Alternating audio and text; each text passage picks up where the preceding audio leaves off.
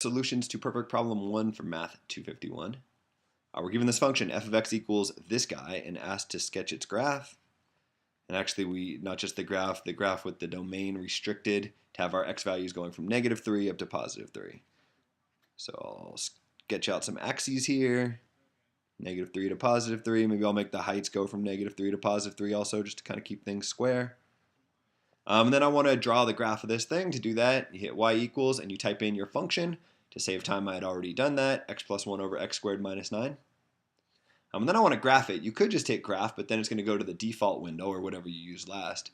So I'm going to hit window and I'm going to type in the bounds I want. Since I want my x's to go from -3 to +3 and y's to go from -3 to +3, I went ahead and typed all that in. My x's go from -3 to +3, y's -3 to +3. And so now when I hit graph, it'll sketch me a graph of my function.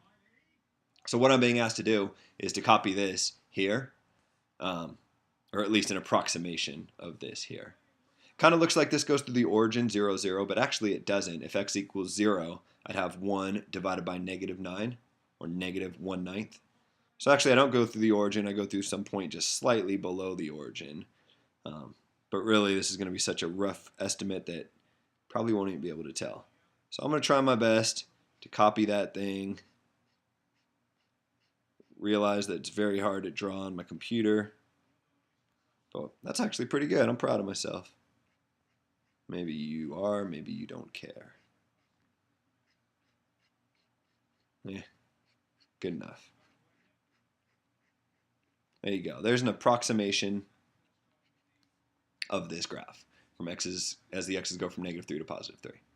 Now what it wants me to do is sketch the tangent line to this graph at x equals 2. All right, let's see. X equals 2 is right here, roughly speaking. Make the dot big enough and you can't tell that it's wrong. And so I want to draw a line, specifically the tangent line, to this graph at this point. Meaning I don't really want to intersect anything. I want to just kind of barely touch that point. It's actually pretty decent. And draw a straight line. So I want it to be tangent to this graph and I want it to go through that point. Sure. Not exactly a straight line, but what are you going to do? Call that good. So then I want to look at this, and let's see, part C says just using your sketch, estimate the equation of this line right here. So to come up with the equation of the tangent line, you need to know the slope and the y-intercept. Slope, it's going down, so it's negative. But beyond that, it's hard to say a whole lot. It looks to me like it's a little bit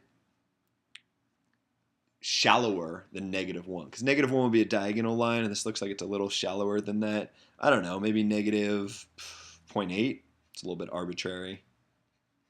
Is my slope, and my y-intercept, it looks pretty close to 2 here. Just call it 2. Know that this is very approximate. What we're going to do for the rest of this problem is try to improve upon that estimate. And the way we're going to do that is come up with a lot of different secant lines. So what you need to know for the secant line is that the slope of the secant line is the difference in the y-coordinates minus the difference in the x-coordinates.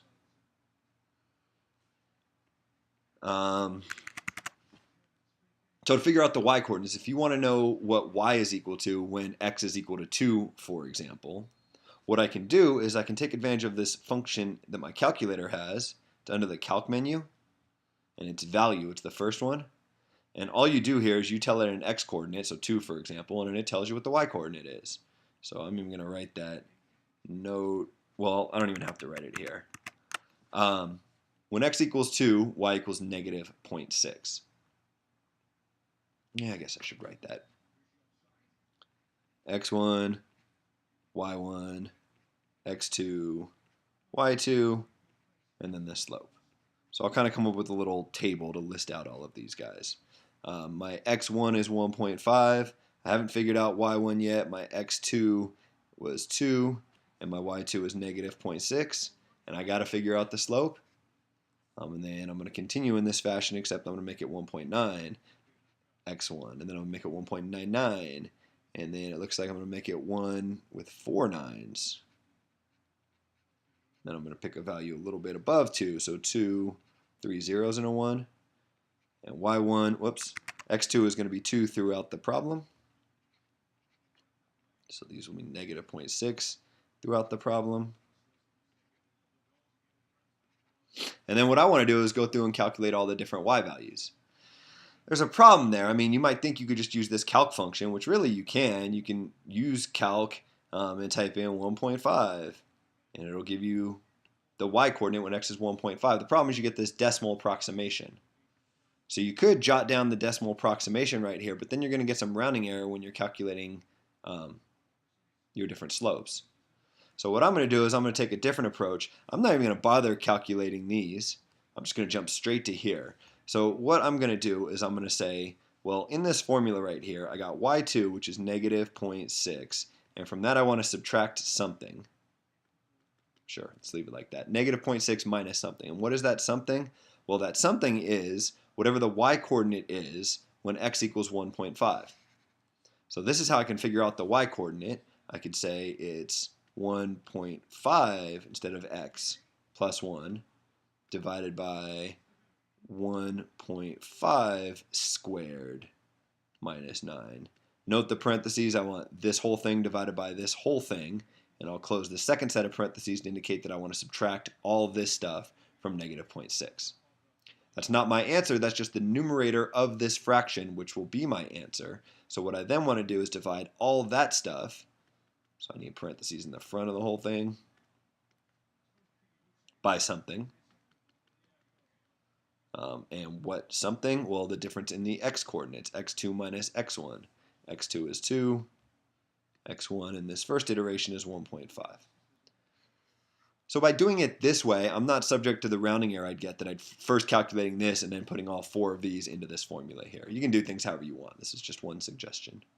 Hit enter, and it gives me this value, negative 0.45926. Sure, that's a lot of decimal places. And then we're going to do it again. In fact, we're going to do it a bunch of times. A shortcut, if you hit second and then enter, it pulls up the last entry you did. So everything's the same, except instead of 1.5, I want 1.9.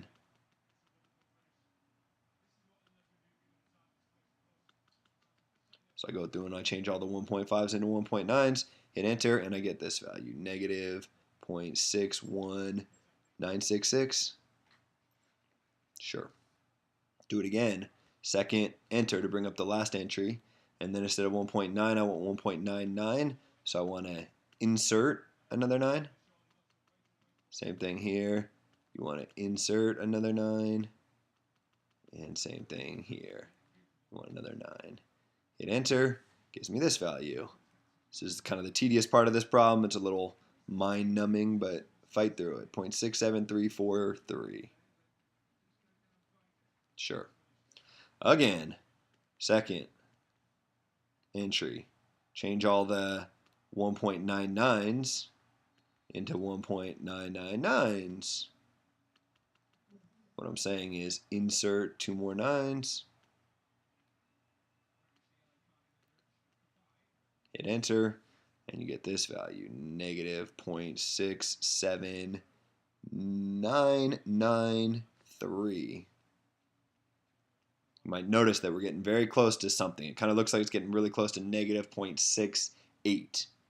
In order to confirm that estimate, I'm going to do one on the other side. Instead of an x value just below 2, I'm going to pick an x value just above 2. And what I'm hoping is I get a slope that's just barely above negative 0.68. And by above, I mean less than, more negative than.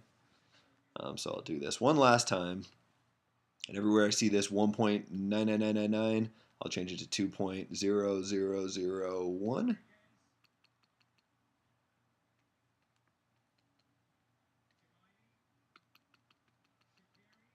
Probably could have done all this without you watching, but what are you going to do? And hit enter, and there you go. Oh, look at that. It's just a little bit more negative than negative 0.68. 007. Based on the pattern that I recognize here, really these last two values, I estimate m is equal to negative 0.68. I don't know that. I just estimated at this point. Later on in the class, we'll be able to figure that out exactly. But it's a hell of a lot better estimate than I had up here when I was just glancing at this thing. And I was like, I don't know, negative 0.8. Right, I came up with negative 0.68. Finally, to finish the problem, I want to come up with the equation of the tangent line. Well, it turns out that I can do that.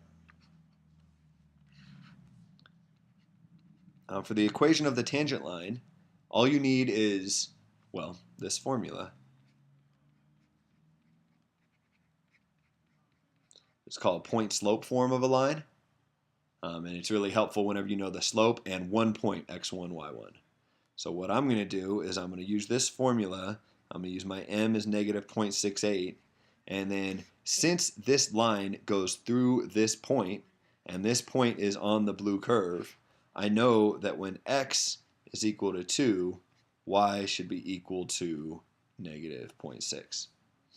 So I'm going to say I got y minus y1, y minus negative 0.6 is equal to negative 0.68 times x minus x1, which is 2.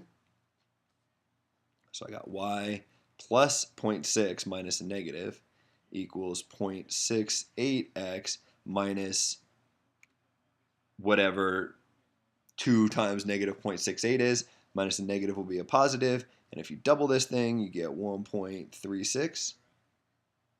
And so finally, if I subtract 0.6 from both sides of the equation, I get 0.68x plus 0.76.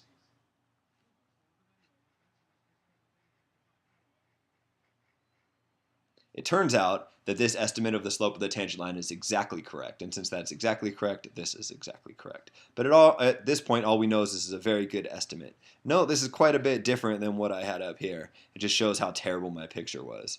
Right? You try to draw this thing, and it doesn't look very good. You know, I ended up crossing the y-axis way the hell up here at 2. Really, I should have crossed the y-axis a little bit less than 1.